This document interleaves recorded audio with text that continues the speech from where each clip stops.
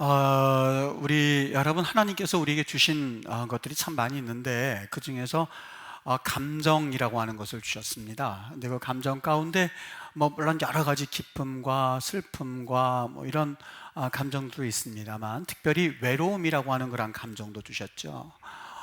이 외로움에 대해서 참 일반적으로 우리가 느끼는 이 외로움의 감정과 서방 사람들이 느끼는 외로움의 감정은 사뭇 다르다고 합니다. 개인주의가 발달되어진 이 서방 사회에서 외로움이라고 하는 것은 그냥 고독감으로 이어지고, 또 그것이 문학으로 승화되기도 하고, 그리고 예술로도 승화되어서 영국의 셰익스피어 같은 그런 극작가들 같은 경우는 이 영국의 특별한 어떤 그 외로움, 또 그리고 고독감, 이것에 대해서 아주 대표적인 그런 문학 작품의 예로서 승화시킨 그런 케이스라고 할 수가 있겠죠. 그런데 이 외로움을 우리 특별히 동양인들 같은 경우는 좀 달리 받아들인다고 합니다. 특별히 우리 한국 사람에게는 이 외로움, 고독감이라고 하는 것이 서방 사람이 느끼는 외로움과는 사뭇 다른 증상으로 나타난다고 합니다. 왜냐하면 우리 한국인에게는 다른 문화에는 극히 찾아보기 힘든 그 연대감이라는 것이 있다고 해요. 그래서 우리 한국 사람은 연대감이라고 하는 그 어떤 정서가 있기 때문에 함께 있을 때 행복해하고, 누군가로부터 떨어져 있으면 여기에 대해서 불안감을 느낀다고 그래요. 대표적인 예가 2002년도 우리 월드컵 때에 모두 알든 모르든 어깨동무하고선 막 우리의 그 알레르기 반응과 같은 그런 색깔, 빨간색을 입고선 그러나 다 즐거워했지 않습니까? 여기 행복감을 느낀다고 해요. 만약에 이러한 그 무리에서, 연대에서 떨어지게 될 경우에는 불안감을 느끼기도 하고, 심지어는 두려움까지 느낀다고 그래요. 그래서 외로움이라고 하는 것은 서방 사람들에게는 고독, 외로움 이걸로 끝이 납니다만, 우리 한국 사람에게는 외로움은 외로움 플러스 고독, 그 다음에 두려움까지 같이 이 증상이 나타난다고 해요.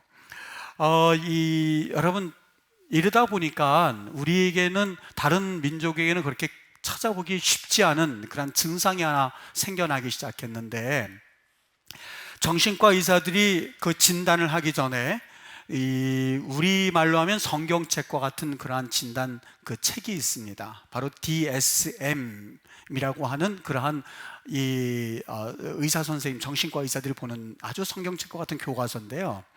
이게 1994년도에 DSM-4가 발간이 되었고, 아마 최근에는 DSM-5까지 나온 걸로 알고 있는데, 저 DSM이 우리나라로 번역한다면 정신장애 진단 및 통계 편람이라고 해서 나오는 그 책인데, 매년마다 4, 5 이렇게 될 때마다 거기에 새로운 정신병들 같은 거가 이제 추가가 되는 거죠.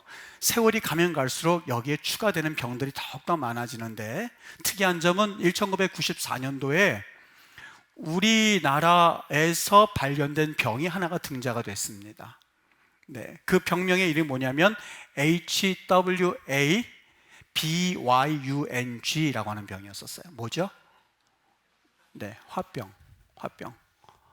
HWABYUNG, 그렇게 해서 딱 써놓은 거예요. 그걸 보는 순간 화병, 여러분 무슨 병인지 금방 아시겠죠? 화병.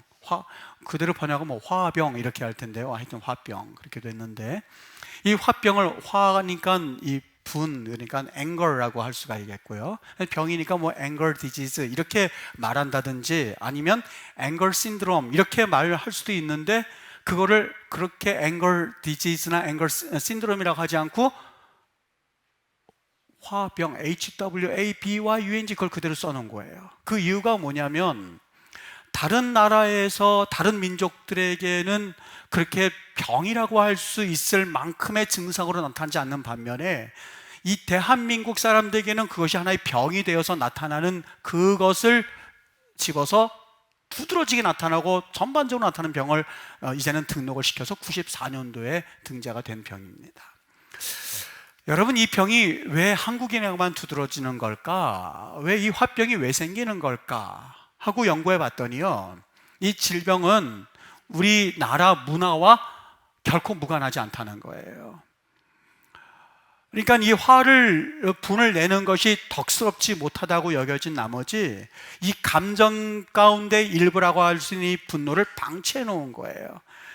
그러니까 여러분, 이 병이 누구에게 많이 걸렸냐면 우리 예전에 어머니들이 시집살이 하고, 그리고 그 시집살이 고통 가운데 이거를 어떻게 좀 표현을 잘 해서 해소를 시켜야 되는데, 지금이야 그런 해소가 나름대로 여러 가지 될 수 있겠습니다만, 과거만 하더라도 어떠셨어요? 그냥 시집살이 하고 그렇게 되면 그걸 꾹 눌러 참으셨잖아요. 그러니까 이게 병이 차곡차곡 쌓여서 이게 병이 된 거예요. 증상이 어떻게 나타나면 소화가 안 되고, 그리고 우울해지고, 그리고 자살 충동을 느끼고, 그리고 의욕을 잃어버리는 게 이게 화병의 증상이 되었다는 거 하는 거예요. 그래서 이거를 어떻게 해서든지 간에 잘 표현을 하는 법을 우리가 서방 사람들은 잘 나름대로 표현을 해서 얘기도 하고, 그걸 자신이 감정을 이렇게 드러내고 이야기를 하는데, 우리는 예전서부터, 옛날서부터 이거를 잘 감추는 게 미덕이라 생각했고, 어쩌다 한번 표출을 하게 되면 그것이 자연스럽게 표출되는 것이 아니라 전혀 엉뚱한 방향으로 표출되는 거예요. 이를테면 아내가 어느 날 저녁을 맛있게 해놓고선 남편을 기다리는데, 매번 남편 오는 시간이 7시란 말이에요. 7시란 말이에요. 저녁을 해놓고 이 남편에게 잘 대접하려고 그날, 다른 날은 한 번도 그렇게 하지 못했다가 유달리 그날만큼은 남편이 불쌍해 보여서 하루 이제 해놓은 거예요. 그런데 다른 날은 7시까지 꼬박꼬박 들어오던 남편이 그날만큼은 7시가 돼도 안 들어와, 8시가 돼도 안 들어와. 그때가 참았어요, 아내가. 뭐 무슨 일이 있겠지. 9시가 돼도 안 들어와요. 갑자기 남편한테 깜짝 쇼를 해주려고 아무 말도 하지 않던 이 아내, 갑자기 슬슬슬 열을 받기 시작하는 거예요. 아니, 9시가 돼도 안 들어와? 10시가 돼도 안 들어오는 거예요. 자기가 끓여놨던 된장국 뭐 이런 것들을 그냥 싱크대에 줘버렸어요. 먹여버렸어요. 확 부어놓고서는 화가 난 나머지 남편이 전화를 한 거예요. 남편은 그 시간에 뭐 하고 있었냐면, 그날따라 야근이 걸려서 저녁도 못 먹고 열심히 일을 하고 있는데, 아내가 걸어가지고서는 바락 소리 지르는 거죠. 왜 안 들어오냐고, 뭐 하고 있느냐고. 남편은 남편대로 화가 난 거죠. 저녁도 못 먹고 야근하고 있는데 갑자기 평소에 전화도 안 하던 아내가 전화를 해가지고 뭐 하는 소리를 버럭 내치더니 남편의 마음이 어떻겠어요? 자기도 모르게 버럭 소리를 지른 거예요. 만약에 그 아내가, 여보, 내가 오늘 당신에게 보여줄 깜짝 쇼를 준비를 했는데 이렇게 준비를 했는데 당신이 안 와서 너무 속상했거든. 어떻게 된 거야? 만약에 얘기를 했더라면 남편은, 아유, 난 그것도 몰랐네. 오늘따라 부장이 날 보고 일을 많이 하라고 하지, 난 저녁도 못 먹고 이러고 있어. 그럼 아무것도 아닌 일들이 서로 이게 다툼이 되는 그런 케이스가 되는 거죠. 우리는 사실 대화하고 자기의 감정을 표현하고 속마음을 드러내는데 사실 인색하고 그런 훈련이 잘 되어 있지 않았다는 거예요. 묻지마 범죄가 여러분 다른 나라에 없다는 것은 아닌데요, 특별히 우리나라에 묻지마 범죄가 무수하게 많아진 이유가 있습니다.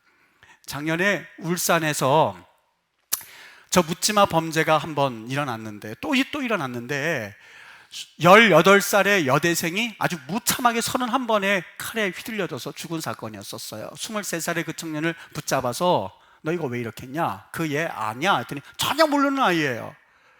부모가 이혼을 하고 너무나 속상해서 마음의 상처를 받고 있었는데, 그날따라 아버지가 이 자식 돈도 못 벌어온다고 한마디 하니까 그게 며칠간 쌓이고 있다가 대한민국이 싫어진 거예요. 내가 살면 뭐 하나 하는 생각이 들자마자 나 혼자 죽을 수는 없지, 동반자를 찾아야지 하고선 찾아 나간 게 새벽 6시에 버스 정류장에 서 있던 여학생이었었고, 그 여학생의 칼을 31번이 휘둘러서 목숨을 잃게 한 아주 끔찍한 사건이었었습니다. 여러분, 하나님이 우리에게 물론 여러 감정을 주셨죠. 외로움도 주셨고 그런 복된 감정을 주셨는데, 그 무엇보다도 이 분노라고 하는 그런 감정도 사실 우리에게 있는 또 하나의 감정 중에 하나예요. 그런데 여러분, 그 분노를 우리에게 주셨지만 하나님께서 그 분노에 대해서 우리 여러 가지 규범을 주셨어요. 분노를 방치하면 어떻게 돼요? 분노를 방치하면 사실상 그 마귀에게 틈을 주는 결과를 얻게 돼요. 성경에 보니까 에베소서 4장 26절에 뭐라고 되어 있냐면, 분을 내어도 죄를 짓지 말며 분을 내는 것까지는 우리가 뭐라고 할 수 없겠지만 분을 내어도 죄는 짓지 말 것이며, 그리고 분을 품지 말아라. 언제까지요? 해가 지도록 분을 품지 마라. 이 말 들으니까 여름에는 분을 많이 품고 겨울에는 빨빨 풀고 이런 말로 받아들이는데, 여러분, 해진다는 말은 그걸 오래 갖고 있지 말라는 말이에요. 오래 갖고 있지 말라는 말이에요. 해가 지도록 분을 품지 말며, 그 이유가 뭐가 있어요? 그 이유는 마귀에게 틈을 주지 말라. 마귀가 그 분줄기를 타고 올라와서 우리를 넘어뜨리게 하는 또 하나의 시험거리가 되니까 분을 내기는 하되 얼른 풀어버려서, 해가 지기 전에 얼른 풀어서 마귀에게 틈을 주지 말아라 라고 하는 말씀을 우리에게 주셨던 거예요. 오늘 성경 말씀에 아주 기가 막힌 사건이 발생했는데, 인류의 첫 살인 사건이었었습니다.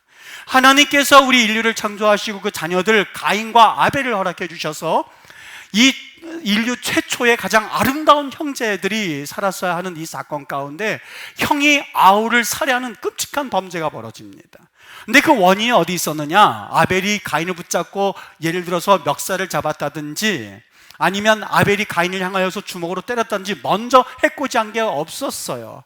그가 죽을 이유가 아무것도 없었어요. 그가 살해당할 이유가 아무것도 없었어요. 그런데 성경에서 우리에게 한 가지 보여주는 하나의 메시지가 있었는데, 그것은 하나님께서 가인의 재물은 받지 아니하시고 아벨의 재물은 받았다. 그래서 가인이 5절에 보니까 뭐라고 돼 있어요?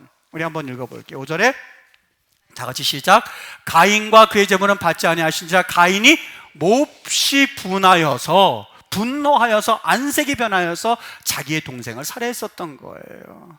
여러분, 원인이 누구에 있어요? 가인에게 있는 것처럼 우리가 생각될 수 있지만 1차적으로는 하나님이 재물을 받지 않으셨으니까 그렇죠, 이렇게 말할 수 있거든요. 그런데 여러분, 성경을 잘 한번 보셔야 돼요. 하나님께서 재물을 받지 않으셨다, 그 말 가운데에 우리가 또 하나 봐야 될 하나의 말씀이 있는데, 여기 3절과 4절 한번 5절까지 우리 잠깐 읽어볼게요. 시작. 세월이 지난 후에 가인은 땅의 소산으로 재물을 삼아 여호와께 드렸고, 아벨은 자기도 양의 첫 새끼와 그 기름으로 드렸더니 여호와께서 아벨과 그의 재물은 받으셨으나 그의 재물만 받으신 것이 아니라 먼저 뭘 받으셨어요? 아벨과 그의 재물. 그래서 NIV 성경도 아벨 and his offering이라고 되어 있어요. 아벨을 먼저 받으셨고, 그 다음에 그의 재물을 받으셨고, 그 다음 주에 무슨 뭐라고 되어 있어요? 가인과 그의 재물은 받지 않으셨다고요. 뭘 먼저 안 받으셨어요? 가인을 먼저 안 받으신 거예요. 그의 재물도 안 받으신 거예요.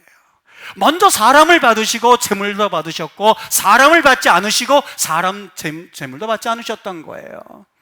무슨 이야기일까? 어떤 이야기로 이것을 우리가 이해하면 할까? 아벨과 가인이 무슨 차이가 있었길래, 여기에 대해서 히브리서 11장 4절을 우리 보면 이렇게 말씀하고 있습니다. 우리 다 같이 한번 읽어볼게요. 시작. 믿음으로 아벨은 가인보다 더 나은 제사를 하나님께 드림으로 의로운 자라 하시는 증거를 얻었으니 하나님이 그 예물에 대하여 증언하심이라. 그가 죽었으나 그 믿음으로써 지금도 말하느니라. 아벨과 가인의 차이가 어디 있었다고요? 지금 어떤 사람들은 가인은 곡식으로 제사를 드렸고 아벨은 양을 드려서 제사를 드렸으니까 하나님은 고기를 더 좋아하셔, 이렇게 웃지 못할 얘기까지 해요. 아니에요. 재물의 차이가 있었던 게 아니에요. 아벨의 제사는 믿음으로 드렸던 제사이고 가인의 제사는 믿음이 없는 불신앙의 재물만 드렸을 뿐이에요. 아마 성경에는 자세히 말씀하고 있지는 않지만 아벨은 제사 드릴 때 그랬을 거예요. 하나님 죄송해요. 저 하나님 앞에 한 주간 동안 잘못 살았어요. 제가 이렇게 하나님 앞에 나온다고 해서 뭐가 달라지겠습니까만, 하나님 그래도 나 나와야죠. 용서해 주세요. 하나님 재물 드려요. 저 소산의 일부예요. 하나님 좀 받아주세요. 나 같은 놈이에요. 그랬을 거예요. 가인은요, 반대였을 거예요. 반대였을 거예요. 내가 이 드리는 게 어딘데, 내가 이만큼 하는 게 어딘데, 내가 와주는 게 어딘데, 하나님 이거 내가 드리는 게 어딘데요? 라는 마음으로 드렸을 것 같아요. 다시 말하면 관계가 올바르지 못한 상태에서 드린 재물까지도 하나님께서는 받지 않으시고, 올바로 관계가 되어신 아벨의 재산, 아벨을 먼저 받으시고 아벨의 재물까지 받으셨다는 말씀이었었어요. 내가 무엇을 했기 때문에 하나님이 기뻐하시겠지가 아니라 하나님이 너무 좋아서 하다 보니까 하나님께 나아가는 거예요. 그걸 하나님께서 받으셨다는 거예요. 어떻습니까, 여러분? 오늘 그 원인이 누구에게 있어요? 하나님께 있는 것이 아니라 먼저 하나님 앞에 재물을 받지 못하게 된 원인 제공은 누가 했던 거예요? 가인이 했어요. 하나님께서 이 재물을 받지 않으셨을 때 가인은 어떻게 했어야 맞아요? 하나님 죄송해요. 어떻게 하셨어요? 저 마음 상태 올바르지 못했어요. 마음에 교만한 마음이 있었어요. 하나님이 이 재물 받지 않으시는 거 저 벌써부터 알고 있었어요. 제가 이렇게 재물 드리는 거 안 받으실 거 아시는데 역시 안 받으시는군요. 제가 죽을 놈이군요. 제가 좀 못된 놈이죠. 다음에 다시 드릴게요 하는 게 옳았어요. 그걸 바라보지 못했던 거예요. 그리고 그 분을 쌓이고 아마 성경에는 그날 했다고는 돼 있지 않습니다만 아마 그게 며칠 동안 쌓였을 거예요. 그러다 보니까 이 아벨이 열심히 흥얼흥얼거리는 찬송가 365장 하면서 하나님 찬양합니다 찬양하는 그 모습을 받아보니까 열심히 섬기고는 그 아벨을 보면서 자기의 분풀이를 어디 하기 시작하면 아벨에게 쏟아부은 거예요. 살해해버린 거예요. 그게 가인이 아벨을 죽였던 이유였었어요.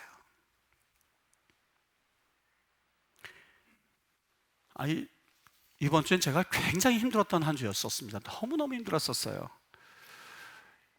이 목요일 날인데 집에를 이제 들어갔는데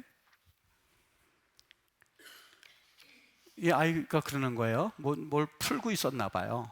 풀고 있었는데 저를 보니까 이제 모르던 문제가 있으니까 아빠 이거 좀 풀어봐. 잘 모르겠어 그래요. 근데 여러분 요즘 수학 문제 얼마나 어려운지 아시죠? 초등이건 중등이건 이거 몰라요. 전혀 몰라요. 그래서 나 모르겠는데 그랬죠.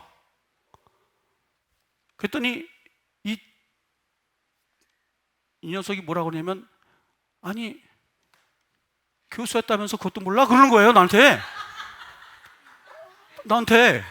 교수였다면서 그러는 순간 그냥 웃고 넘기기도 하고 그래서 순간 뭐라고 튀어나왔냐면 아니 그렇게 옛날에 그랬다고 지금은 아니잖아. 사실 지금이어도 그걸 몰라요. 모를 뻔한데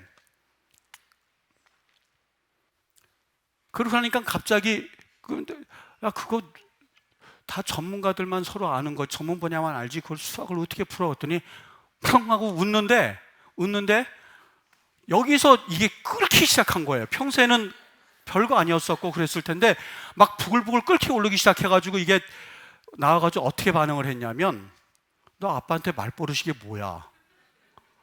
친구도 아니고 이게 뭐 이래서 이제 터지기 시작한 거예요. 한참을 난리를 피우고 나서 뭐라고 그러냐면 딸이 아니 왜 그런 걸 갖고 화내? 또 그러는 거예요 저한테. 별것도 아닌 걸 갖고 왜 화내냐 이거죠. 아니 왜 그런 걸 갖고 화내고 야다냐 그러는데 순간 제가 한 방 쿵 얻어 맞았어요. 정말 가만히 생각해 보면 그것보다 더 했었거든요. 그럼 별로 그렇게 화가 안 났었어요. 바보 취급을 해도 그냥 껄껄껄대고 그냥 전혀 제가 이런 거에 대해서 이렇게 크게 하진 않아요. 그냥 웃고 그냥 넘어갔는데 그날은 그 한마디에 그냥 이게 확 쉽게 말하면 모든 게 다 파괴가 된 거죠. 목욕실에 와가지고 가만히 머리를 쥐어뜯고 생각을 내가 왜 그랬지? 도대체 이유가 뭐야? 왜 그런 걸 갖고 화내? 그 한마디에 그냥 머리에 확 박힌 거. 왜 다른 때는 안 그러다가 왜 그 한마디에 그렇게 오늘 그러는 거야? 그 한마디 확 가만히 도대체 왜 그래? 뭐가 잘못됐나? 가만히 생각하는데 무슨 일이 있었냐면요. 4일 전에 주일이 있었어요. 지난주에 우리 그 성지순례 답사 팀이 모였는데 거기에 분위기가 좋아서 서로 웃고 서로 그러면서 하는데 제가 여러분 거기 가면 너무너무 행복할 겁니다. 그랬더니 우리 팀원 중에서 한 분이 뭐라고 하시냐면 가봐야 알죠? 웃으면서 그러신 거예요. 그렇죠? 가봐야 알죠. 근데 그 가봐야 알죠? 우선 지나갔어요. 저는 나름대로 거기에 현지 가이드를 안 써요. 왜냐하면 우리 팀에게 아껴서 보여주고 싶은 부분은 제 마음대로 갈 수 있기 때문에 현지 가이드도 안 쓰고 제가 인도해서 가요. 그래서 우리 학생들하고 할 때는 굉장히 많이들 따라 붙어서 가려고 그랬었어요. 거기 가면 정말 행복하면 가봐야 알죠. 그러더니 제가 또 무슨 말씀을 들었냐면, 목사님 거기 갔다 오신 지 꽤 되셨는데 그거 뭐 아시겠어요? 그러시는 거예요. 두 번째, 이거 아무것도 아닌 이야기인데 슬슬 이게 잽을 한 두 번, 세 번 받다 보니까 이게 조금씩 이상해지기 시작하는 거예요. 그렇게 해서 그것도 또 웃고 지나갔어요. 그럼요. 그래도 다 기억나죠. 왜냐하면 저 나름대로 신학적인 설명할 게 있으니까는요. 세 번째, 나가서 이제 있는데 웃으실 수 있는데, 저를 보고 거기에 이강근이라고 하는 사람이 있어요. 저희보다 늦게 와서 저희가 다 안내해주고 이렇게 하는 거야 말해줬던 친구가 하나가 있는데, 정치학 박사를 했는데 거기에 오래 살았다는 이유 때문에 사실 여러 가지 텔레비전에 성경 파노라마인데 많이 나와요. 이강근 교수 거를 듣고 그게 감동을 받고 그렇게 하셨다는 거예요. 그러니까 이게 아무것도 아닌 얘기인데 이게 잽을 몇 번 맞다가 세 번째 말리가 완전히 KO가 된 거죠. 아니, 그 사람은, 저는 대학원에서 성지연구소로 10년 동안 성지연구소 소장으로 있었고, 그리고 성서 지리로 10년 동안 강의했었고, 이미 목사님들에게는 그 성지 얘기를 많이 신학적으로 설교 제목으로 해서 제가 드리기도 하고 하는데, 저는 그래도 나름대로 교수였었고, 그 사람은 단 한 번도 강의셔서 강의해 본 적이 없었던 사람인데 그 사람한테는 이강근 교수라고 그러고, 나한테는 그러면 이강근 교수를 보내달라는 얘기인가? 이렇게 또 오해를 하기 시작한 거죠. 그래서 마음이 이게 상처를 막 조금씩 이게 눌러 쌓여지기 시작한 거예요. 쌓이기 시작하다가 제가 그 얘기를 듣고선 마음으로 이강근이를 불러올까? 그 친구가 와서 한번 해달라고 그럴까? 이 마음까지 품고 있다가 계속 연락은 되거든요. 책도 내가 더 많이 썼는데, 그리고 내가 더 그거 많이 알고 있는데, 그리고 신학적인 그 사람은 정치학했고 나는 신학했는데, 그 마음 꼬리를 물고 나오다가 목양실로 들어갔어요. 들어가가지고 제가 앉아가지고 그랬어요. 이성은 왜 이렇게 비참해졌냐? 언제부터 이렇게 비참해지고 이런 모습이 돼버렸냐? 여기 이게 돼버린 거예요. 시간은 지났어요. 그리고 시간은 4일이 지난 거예요. 사건은 다 잊어버렸어요. 아무것도 남지 않았어요. 싹 잊어버렸어요. 뭐만 남았어요?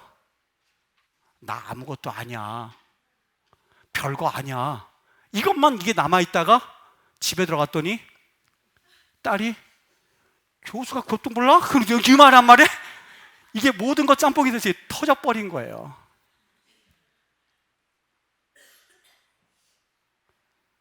막 저는 일주일 동안 지옥과 같은 삶을 산 거예요. 괴로워가지고요. 어저께 토요일은 밤인데 오늘 설교를 해야 되는데, 여러분 자녀들하고 이러고서 무슨 설교를 하겠어요. 3명을 불렀죠. 와라. 다들 뿌르투. 그래 조금 좀 그래요. 아빠가 실은 너희들한테 그게 화낼 게 아니었었고, 다른 데서 마음이 언짢아 있었던 게 그렇게 잘못 표현이 됐어. 다음부터는 내가 정말 안 그럴게. 상처받은 게 있으면 용서해 줘. 그랬더니 대뜸 하는 말, 벌써 상처 다 받았는데? 그러는 거예요.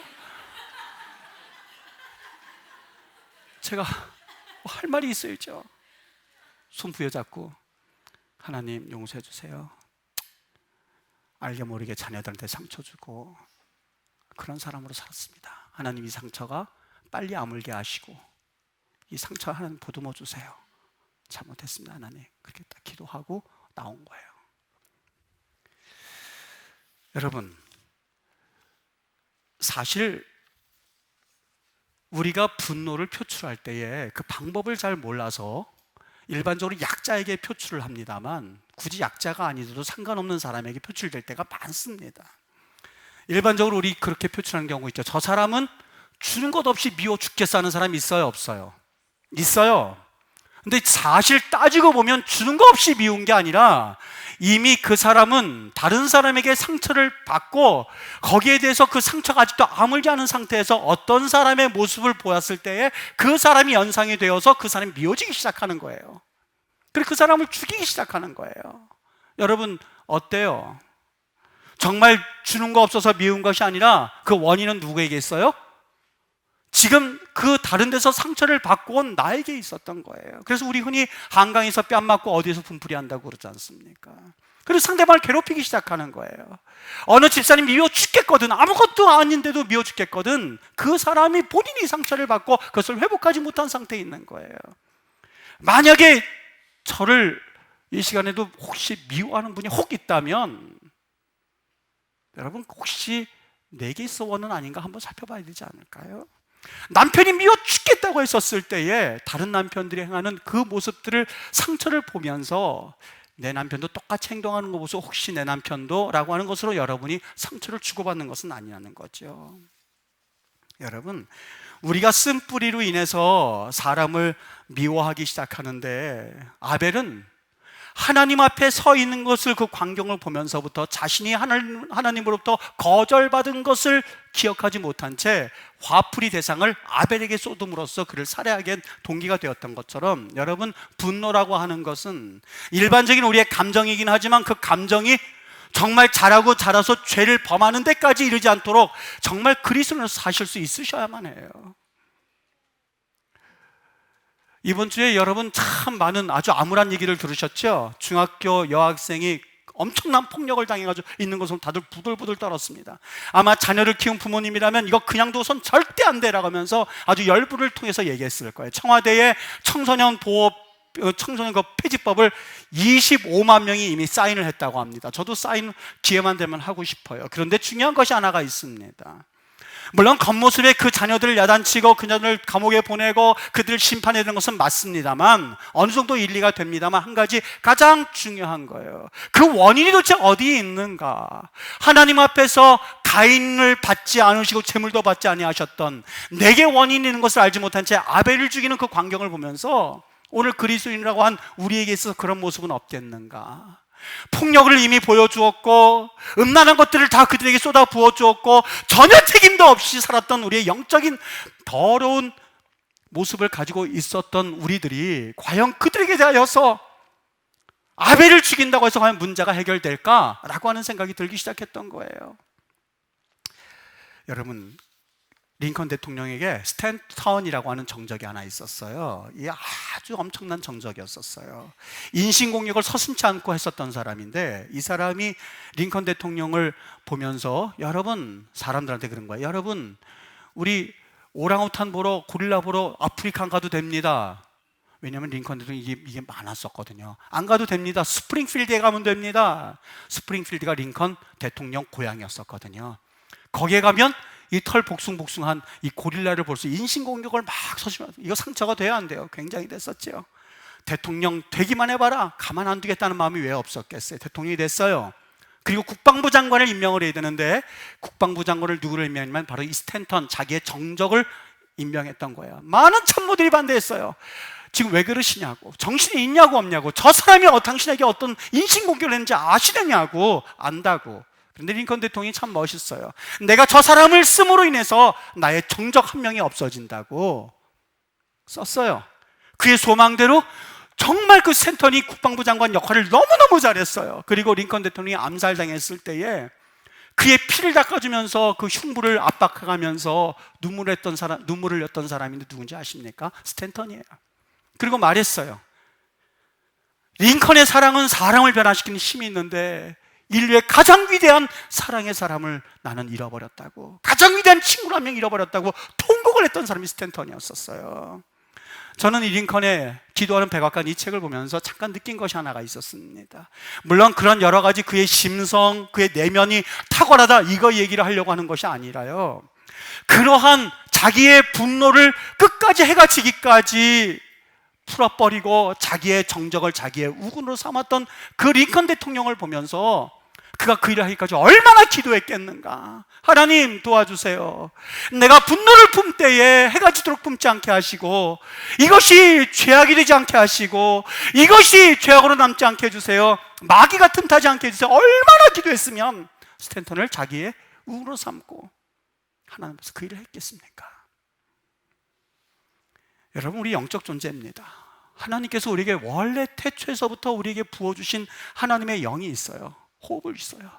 그 호흡이라고 하는 것은 우리 태어날 때서부터 하나님과 교통하지 않으면 우리는 살 수 없도록 만들어진 존재들이에요.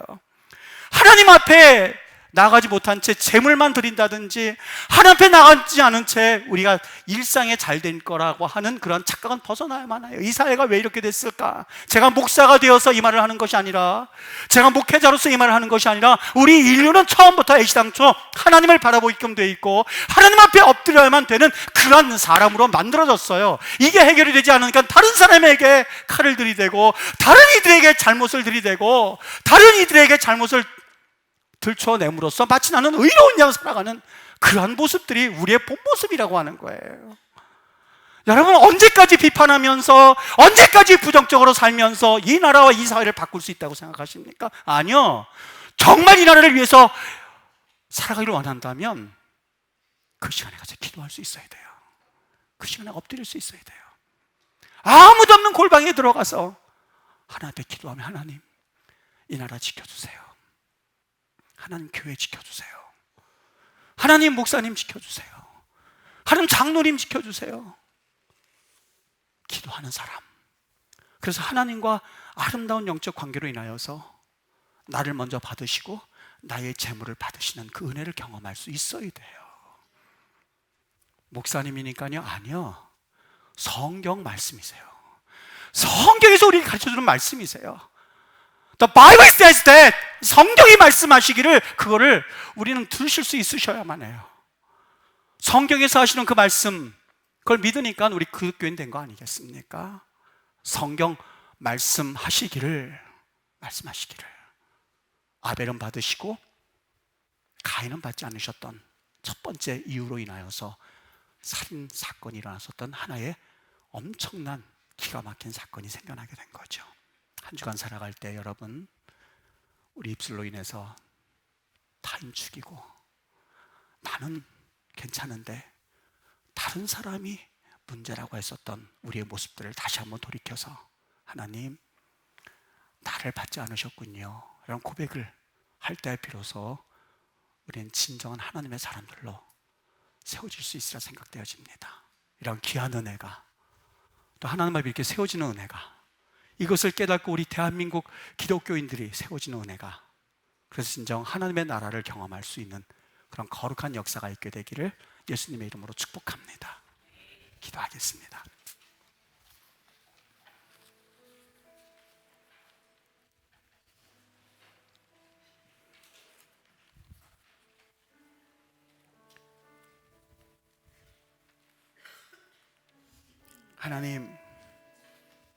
하나님,